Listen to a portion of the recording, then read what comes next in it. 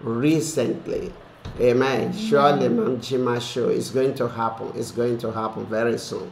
All glory be to God, Ma'am Divina. Okay. This we are trying to reveal, which we have made mention, that the healing river. The healing river. It may sound strange. When you say river, it's a water. But there is something beyond that. Amen. Kung sabihin nating healing river, no? Kung sabihin nating river, yan ay isang tubig sa ilog. Pero mas mas beyond pa ang ibig sabihin nun. The reason why God used a wood river, as I perceive, God bless my beloved daughter, Evangelist Ria. Thank you. Evangelist Ria is in Manila. She's one of our evangelists. God bless Evangelist Ria. More grace, my daughter. Okay? The reason why God used river is because river has ability to move. Kasi yung river, kasi yung river, yung tubig sa river na flow. Just like Dagat. So it's moving. Thank you, our precious pastor, Divine Grace. God bless you, woman of God. So that is why this is very, very important.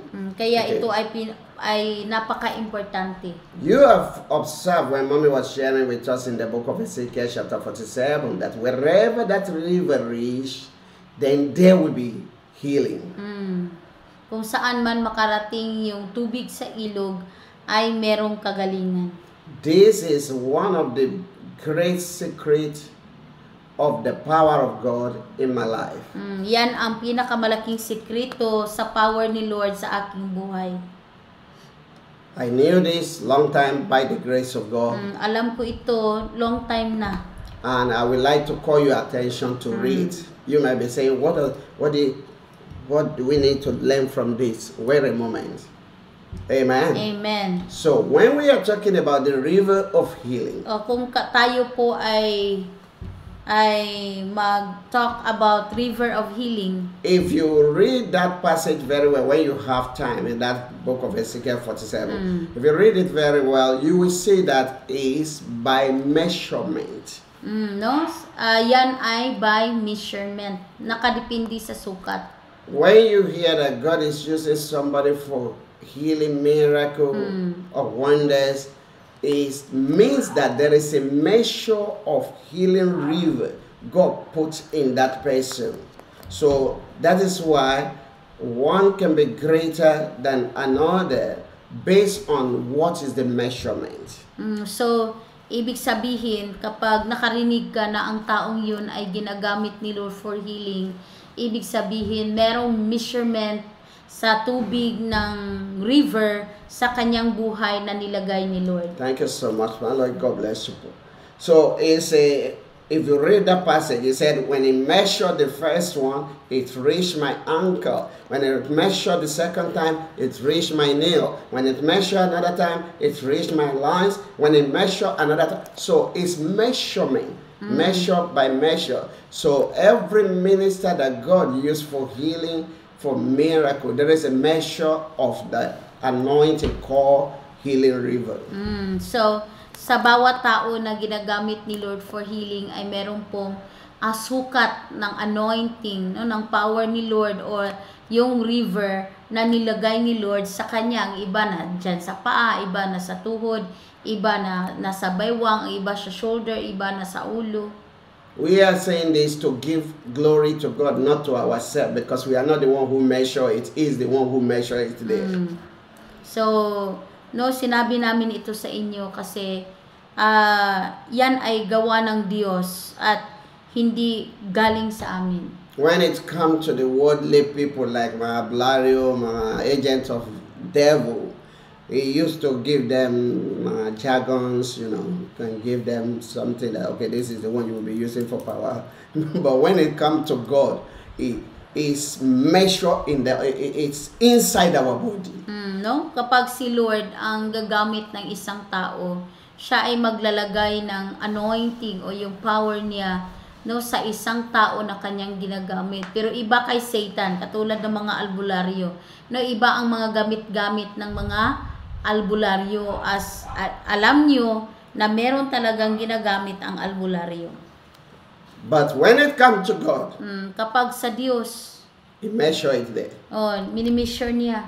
And the more we use it, it increase. The more na i-use yung anointing na binigay ni Lord, the more siyang mag-i-increase. I'm just trying to tell you one of my secrets so that it's clear to you. Sasabihin ko ang isa sa mga sikreto para mas lalo mo maintindihan. Every time you see me sharing the word of God with you and pray for you, there is a certain river that is going out of me that will be traveling to different kind of places. I knew it. I saw it many times when it's moving out. Nakikita ko many times kapag ako po ay nagmi-minister o nagpi-pray sa mga tao, yung river na yun ay lalabas sa akin at magta-travel siya kung saan kung saan at sino ang pagalingin ni Lord. Oh, glory be to God. Ang lahat ng kapurihan ay sa Diyos. Said it to travel to a hospital, travel to other country, and go and heal people, and then there will be testimony very fast. The river by God from the inside it is. So ibig sabihin, yung river, yung anointing na binigay ni Lord na nagta-travel na galing sa akin, na kahit napakalayo pa nila o kahit saan man sila or personally makikita natin na mayroong mga testimony dahil sa river of anointing. When Jesus, our master, came to this world, Nung si Jesus ay pumunta dito sa mundo, you remember that when the woman have issue of blood for 12 years came to him, yung isang babae na may problema sa regla, for 12 years. and touched Jesus, At siya ay nag-touch The kay cloth. Jesus. the Bible say, Ang sabi ng salita ng Diyos, okay, Ma'am Marisa Villas, okay, we're gonna be praying for that. Okay, God is going to do miracle. It is well within the name of Jesus.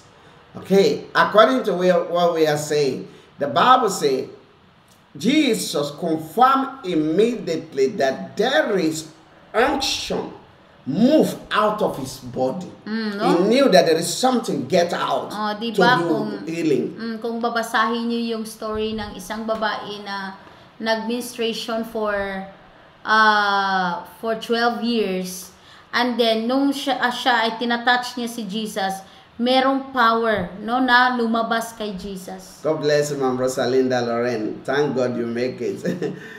I've been wondering, Ma'am Rosalinda is not online. God bless you, you're welcome. So we are talking about the river of healing that God deposits into the life of those whom He called and choose for healing wonders. Yung power ni Lord, yung anointing ni Lord na inideposit niya sa buhay ng isang tao. Not only me, Hindi lang ako, even you yourself can receive it someday. kahit ikaw pwede.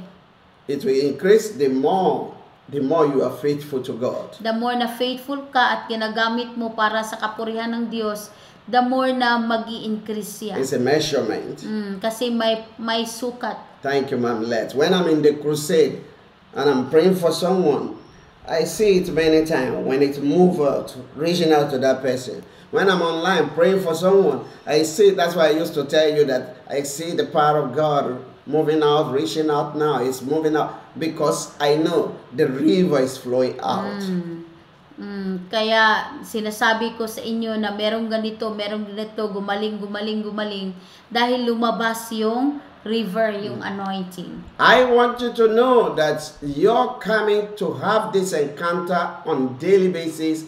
It's not in vain. The more that river flow to you, one day, another day, another day, another day, it will reach a certain level. Sickness can never stand in your body. Amen. So every day na tumatanggap ka ng mga panalangin, ng word ni Lord, every day, habang nag-increase yan sa inyong buhay, darating ang isang araw na mawawala ang sakit na yun dahil sa nare-receive mo. I hope somebody is getting what I'm trying to say. I hope naintindihan ninyo. It's a level by level river. Yan ay level by level. That's why some of you can say, oh, I have about 5 sickness, but when they prayed for me, 2 already healed, but there is still 3 not yet healed. The truth of what's going on is the level of the river that enter at that moment conquer that too.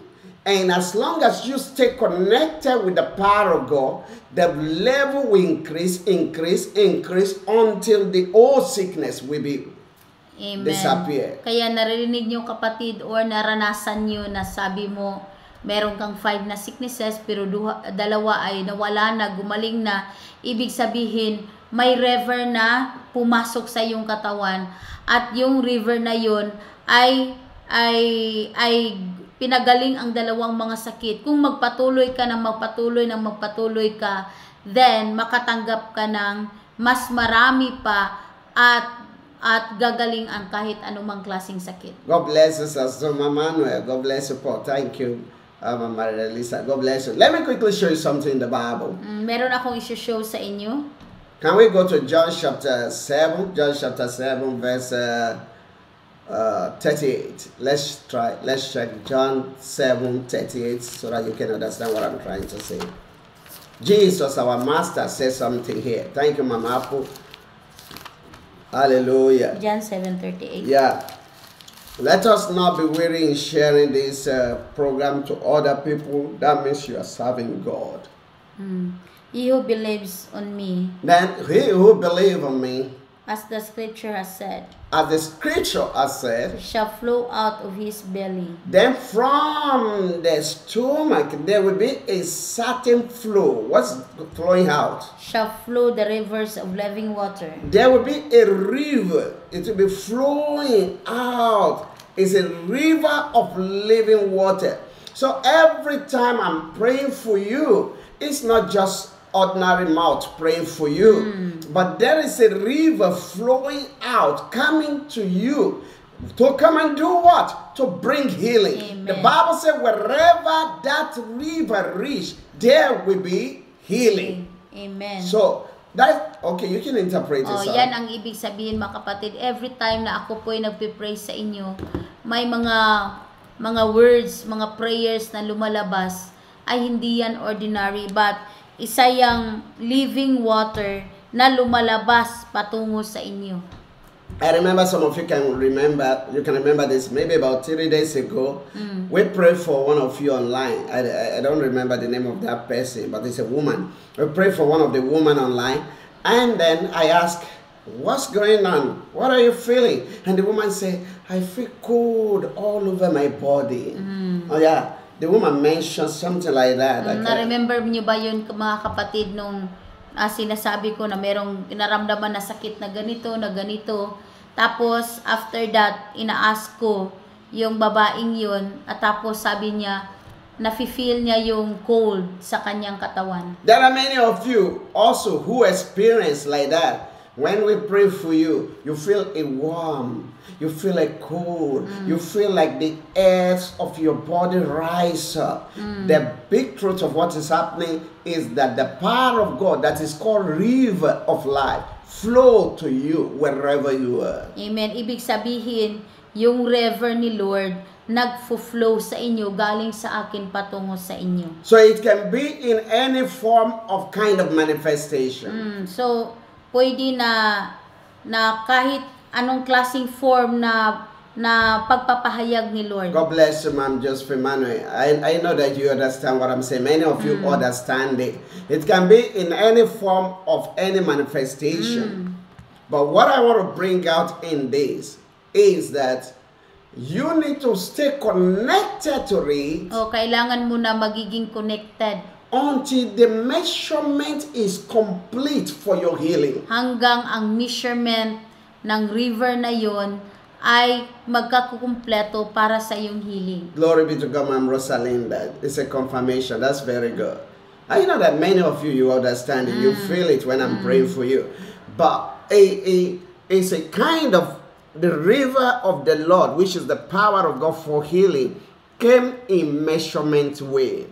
So it will flow and flow and flow until it become very great and conquer every level of kind of sicknesses. So maybe you are here, we'll be ministering to you, and you say, before I used to have pain in the shoulder, now no more pain in the shoulder, only in the leg. The meaning and the reason is that the level of the river of healing that flow to you is enough to cure that shoulder problem, but you must wait continuously. You must connect continuously with God until your measurement will reach the level that will clean totally every sickness. Amen. So, meron sa inyo nakaranas na sabi nyo na yung sakit ko sa balikat ay nawala na sa paa na lang.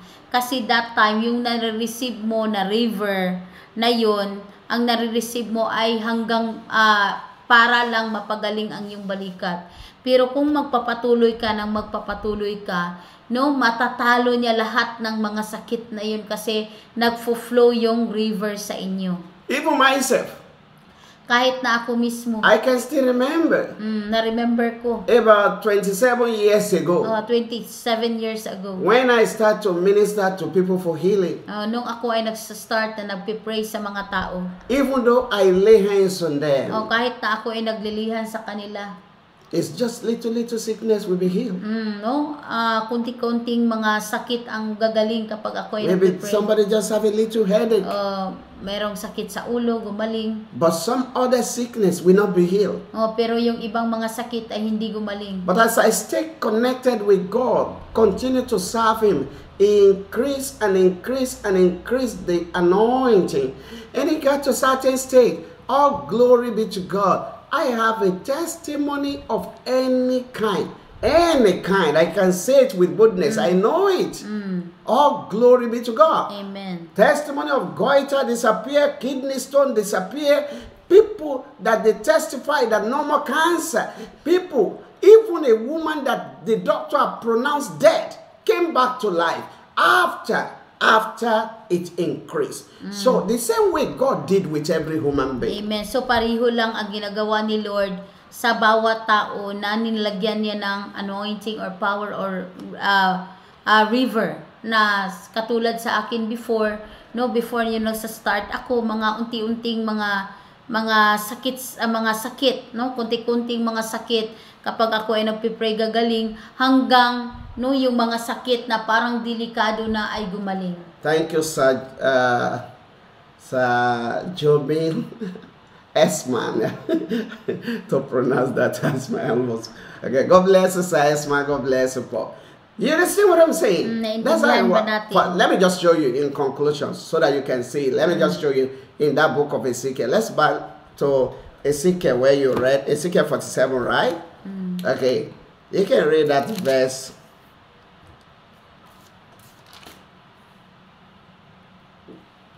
Ezekiel verse 47. What verse do you read that time? 8 to 12. Okay, can you attrust to 6? 6. Yeah. And he said to me, Son of man, yes, have you seen this? Have you seen this? Then he brought me and caused me to return to the brink of the river. Now he returned to the brink of the river. Yes. Now when I had returned, when I returned there, behold, at the bank of the river, at the brink of the river, were very many trees. Where there are so many trees? On the one side. On the one side. And on the other side. On the other side. Yes. Then he said unto me, These waters is issue out toward the east country. Okay, it's going somewhere. Okay, can you read verse 4 please quickly? Because of time. Again, he measured 1,000. Do you hear that? Again.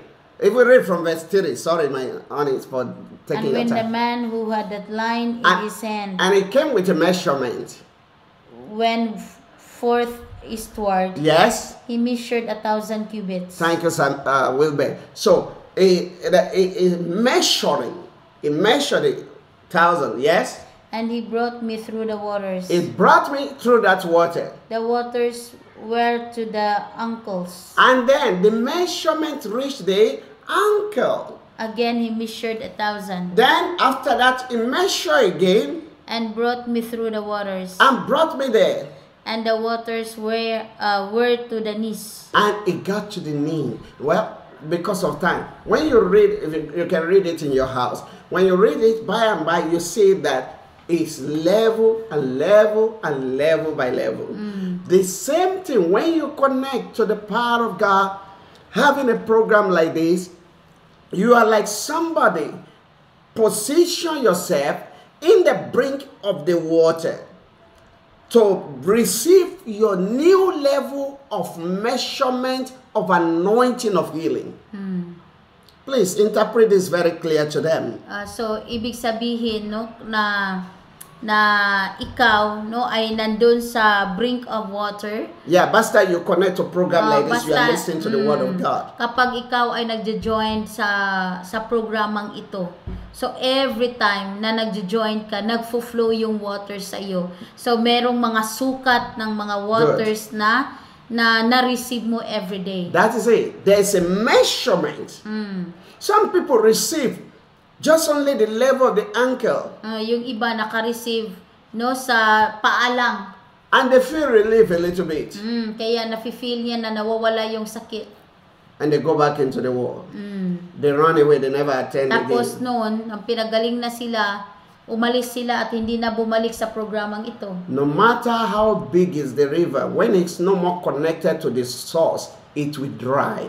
Kahit gaano man kalaki yung river, kapag naka-disconnect na siya kung saan galing yung water na nag-flow, mada-dry talaga yun. There are still some of you hearing me now. Meron sa inyo na nakarinig ngayon. You may be connected to this program because you want to be healed.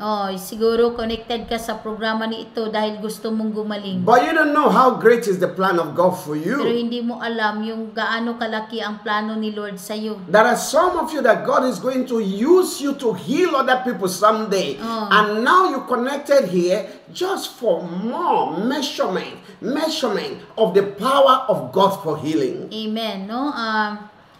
Someday, no, gagamitin kayo ni Lord, no, para pagalingin ang ibang mga tao. Akala mo, nag-join ka sa programang ito dahil gusto mo lang gumaling.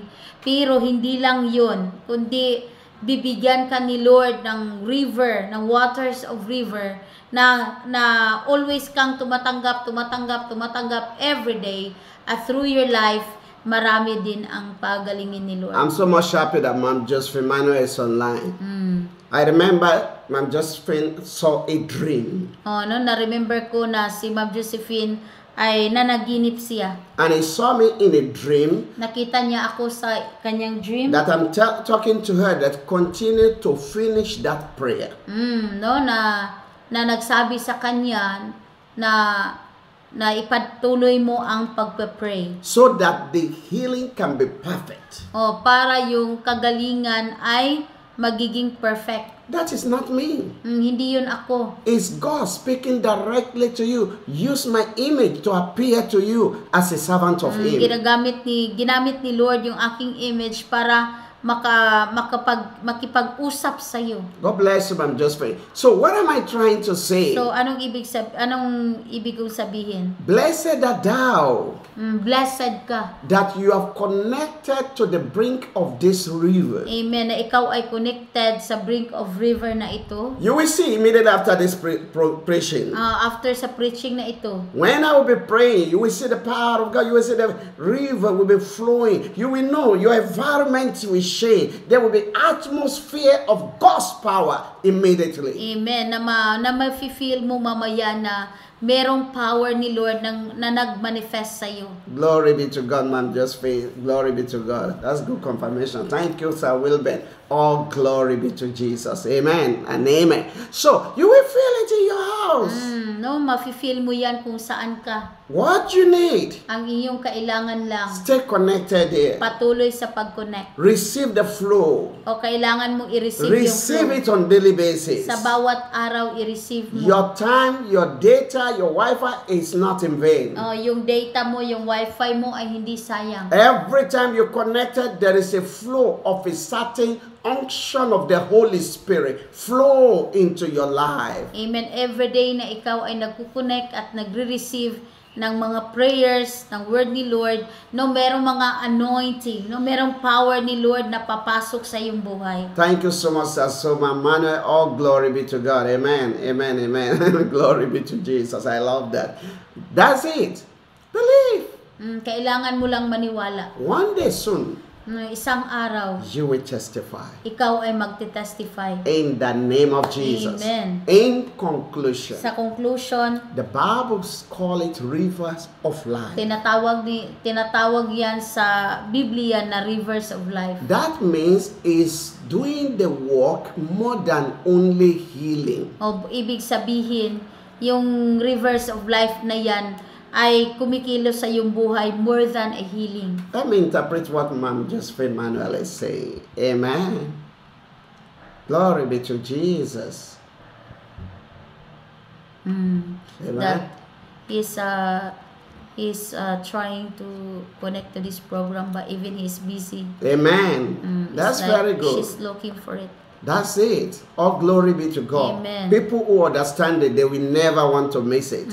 Okay, so the conclusion. God bless you, my beloved son. Cross. God bless you. God bless you. Now, according to what I'm saying, the conclusion is this. Ang conclusion ay ito. The Bible call it rivers of life. Tinatawag yan sa Biblia na rivers of life. So when it is rivers of life, it's beyond physical healing only. O kapag sabihin nating rivers of life, no, yung purpose niyan ay mas beyond pa sa healing lang ng katawan. So that means it's Ibig a sabihin, river of everlasting and eternity. no? Yan ay isang river ng everlasting and eternity sa buhay na walang hanggan. Then they make us to arrive the conclusion of it, and that means that river Yung river na yan, is the word of the power of God yan ang power sa word ni Lord. that can bring salvation, Yan ay makapagbigay ng kaligtasan. that can bring liberty, deliverance from every forces of Satan, Kalayaan galing sa mga gawa ni Satanas. that can change life, Yan ay makapagbago sa buhay ng tao. and that we uphold those things, we will enter heaven. Amen. So my friends, My friends, family and brethren in Christ, don't miss this river. kailangan na wag niyo pong imimiss ang river na ito. Continue to connect yourself to it. Kailangan always po kayong connected. The Bible says everything work for good for those who love God. Sabi sa word ni Lord na lahat ay nangyayari is for the purpose of God sa lahat na nagmamahal sa Diyos. It's not a mistake that you are here, Hindi po isang mistake na ikaw ay nandito. but God is doing something for Pero you. merong ginagawa ang Diyos sa iyong buhay. Let us pray. Mag-pray tayo To enjoy the river of life, para ma-enjoy mo yung rivers of life. Jesus, Si Jesus, our Master, our Master, according to John 14:6, is the truth, the the truth, way, the way, and the life. and the life. So therefore, no river of life will flow without Jesus. Amen. Hallelujah. Wala pong life na mag-flow kung wala si Jesus. You can't find river of life in the house of Abulario. Hindi mo ma-find yung rivers of life sa kung saan man ang albularyo. You can only find it in Jesus Kay Christ. Jesus mo lang makukuha yun. Is the source, Kasi siya yung source. and that is the one we connected to.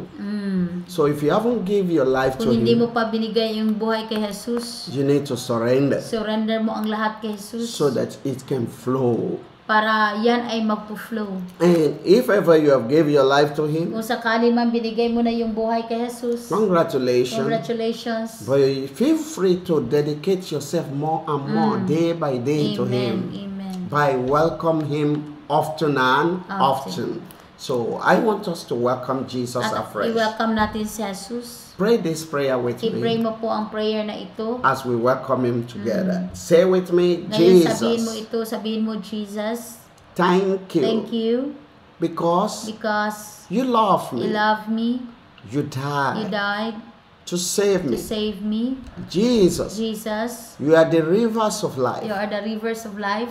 I believe you, I believe you, for you died for you died to save to me. save me. I surrender I surrender my life my life to you. to you. Come now Come now into my life. into my life. Forgive me Forgive me all my all my sins. sins. Jesus, Jesus, you are my you Lord are my Lord and my and my Savior. Savior. Amen. Amen. Father in heaven, you're worthy of our praise. Thank you, Lord, for all you have sent to us Amen. as you would. Amen. Thank you for the revelation day by day. Amen. Jesus, I commit these precious people unto your Amen. hand. As they welcome you afresh, O Lord, Yes, Lord. save everyone. Amen. My God and my Father, Amen. our major desire Yes, Lord. is to be in your presence, Amen. to be in the heavenly home Amen. where there is no sickness, no sin, Amen. no attack of the any devil. Amen. Make us worthy. Amen. Save everyone. Amen. Thank you, faithful Father. Yes, God. We give you all the glory. Amen. In Jesus' name. Amen. Amen and amen. Glory be to God. Amen. Woo! God bless you. You are a citizen of kingdom of God. Amen. And your name has been written in the book of life. I